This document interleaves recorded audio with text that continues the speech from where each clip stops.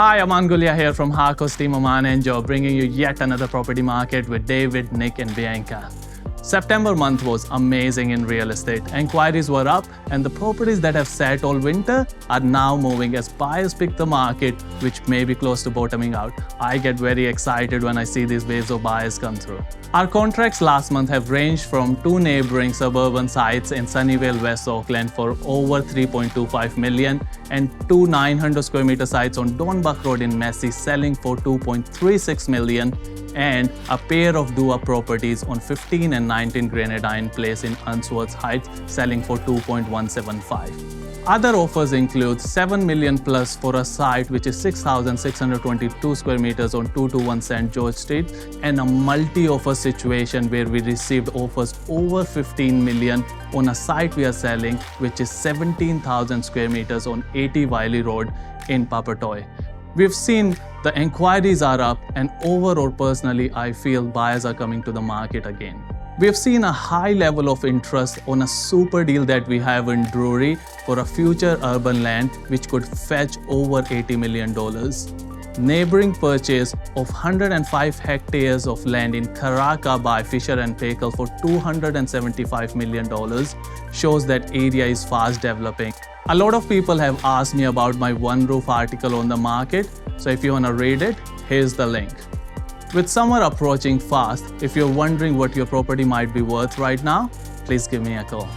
Hi guys, a quick update from me. Just going to have a quick chat regarding the current interest rates and then also going to be talking about the OCR.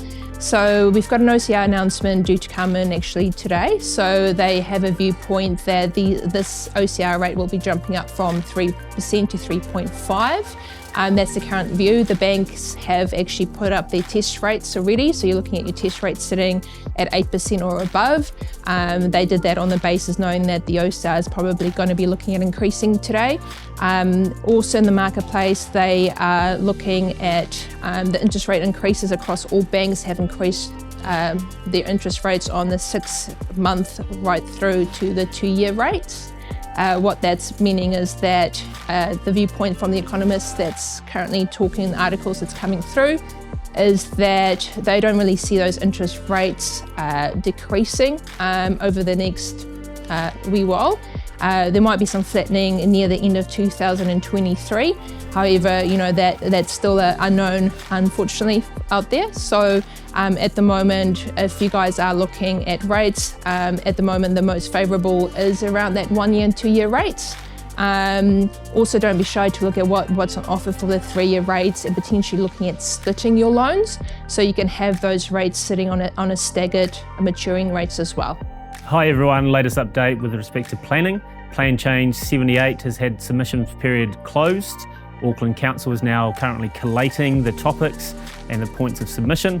The hearing panel is looking to convey in March of 2023, which is in line with the government's expectations for timeframes.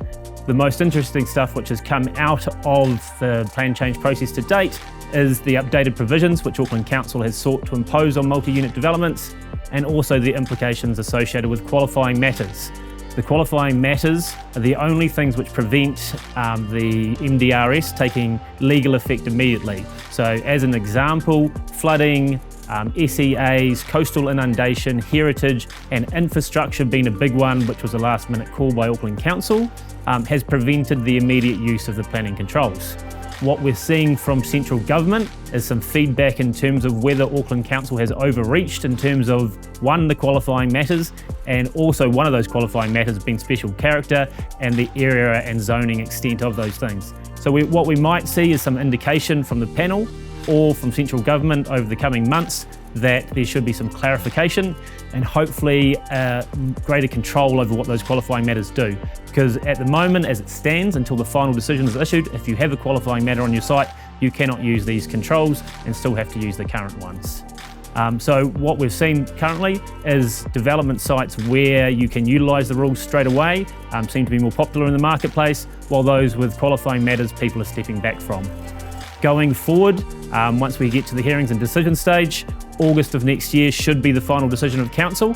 Hopefully at that point, if the matters aren't in contention between council and submitters, you'll be able to utilise the new controls. Otherwise, yet again, you're still waiting until early 2024 for these matters to be able to be utilised.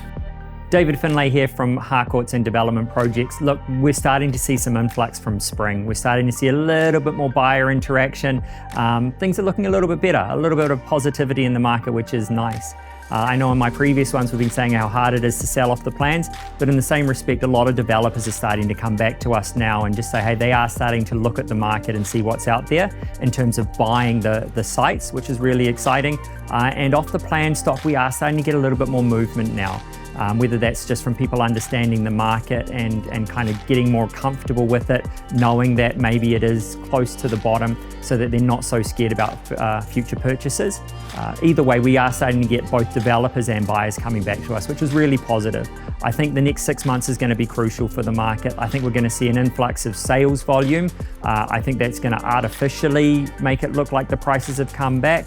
And I think that the next, between now, October, November, December, all the way through to April are going to be crucial. And then I think we're going to see a big dip before the election next year. So if you're looking at buying or selling at the moment, I think now's pretty crucial going into the spring and summer seasons.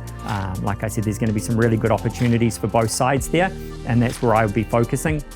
Again, if you can complete a project instead of selling off the plans, we will get you at least 10% more money.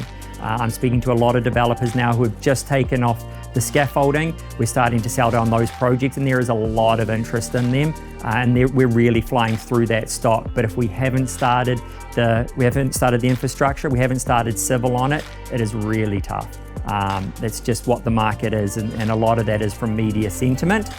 So we do have a proactive rather than a reactive marketing ploy within our team, and that's one of the benefits of coming to us and having us sell off plans for you.